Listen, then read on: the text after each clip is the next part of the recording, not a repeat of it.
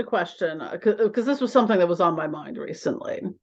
So I was wondering when, working with spirits, when two people work with the same entity and then petition that entity against one another, how does that work out? So, for instance, I work with Lilith and person X works with Lilith, and they decide they want to curse me by petitioning Lilith. And I work with Lilith for protection or return to sender work.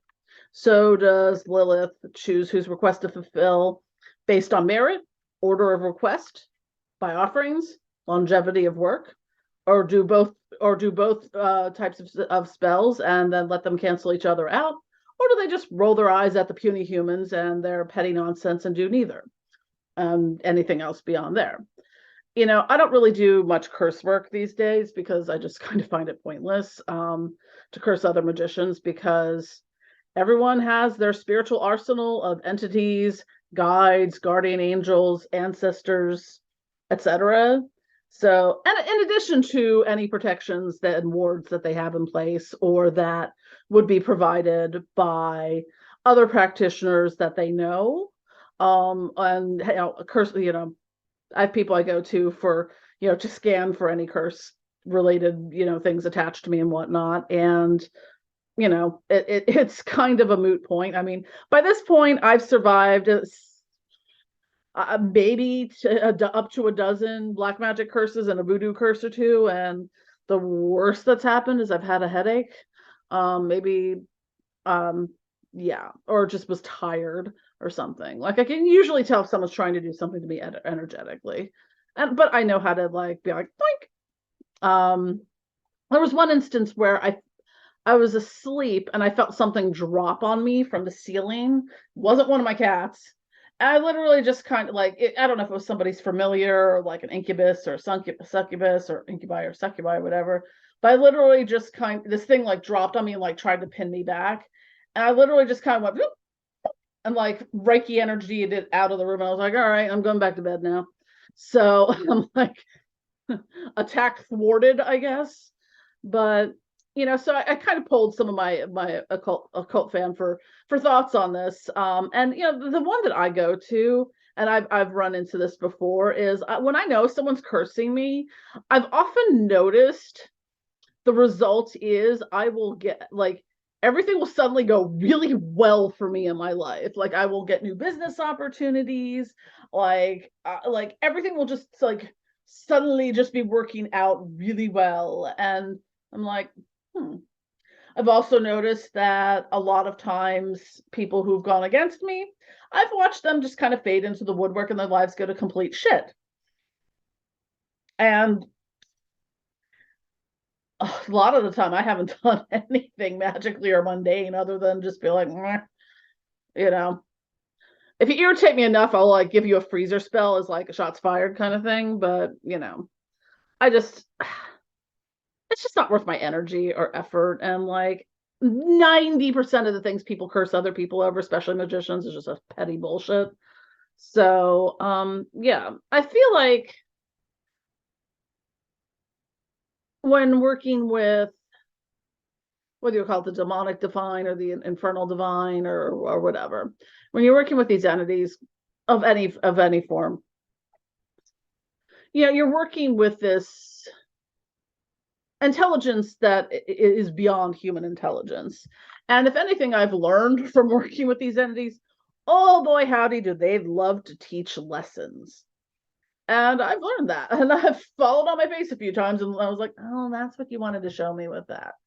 Lucifer is great for giving you exactly what you want expeditiously, if only to watch you fall on your face to realize that was not the thing you needed, wanted, and you have a lesson to learn. And I love Lucifer for that reason.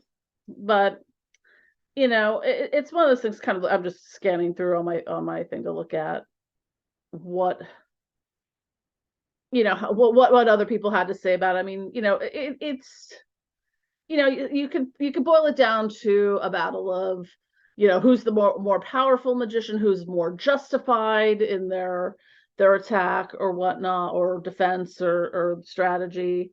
But it's I think a lot of people make the mistake on just sort of calling upon these entities to settle petty scores, that the entity themselves could literally just it's literally like, what would I care about the ant mound outside and alpha ant and beta ants are getting into a fight over ant politics or whatever? It's the most irrelevant thing to me ever. I would never even notice it. And I kind of feel like maybe entities beyond our comprehension probably have the same sort of viewpoint on petty nonsense. So I mean, that's more on my feelings of when you're looking at cursing, another magical practitioner. Someone who's mundane is not going to have maybe the magical know-how to thwart it, but everyone's got ancestors and guides, guardian angels, whether they acknowledge them or not. I mean, from what I understand, my guardian angel sounds pretty freaking terrifying, but again, I don't have the fluffy bunny, guardian angel. I have to look up more about them. It's one of the fallen angels, Agiel, Agiel, who apparently is responsible, like has an alien like appearance, and apparently is responsible for people having been having thought they've been abducted by aliens. So I don't know. That's the guardian angel I ended up with, the weird, one that makes people think they've been abducted by aliens, of which I've never felt like I was. I mean, I believe in alien life, but I don't think I've ever been abducted. I did run around the neighborhood once as like maybe I was like 12 or 13, trying to get abducted by aliens, but it did not work. I was very disappointed and want a refund. Anyways, yeah, so that's just I like to give my thoughts on these things because I do get a lot of questions, and this question came up for me. I was like, so if this person is threatening me with an entity that I work with already and have established a relationship with, so what does that entity do? Like, choose sides, choose no side, be like, screw you both, you're both being idiots, or cancel each other out. The person curses me with that entity, that entity provides my protection and whatnot, and boom, it's canceled out in the middle and nothing happens. My general policy when I know people have threatened to curse me and stuff is I laugh it off, because you can often curse yourself by believing that you're being cursed.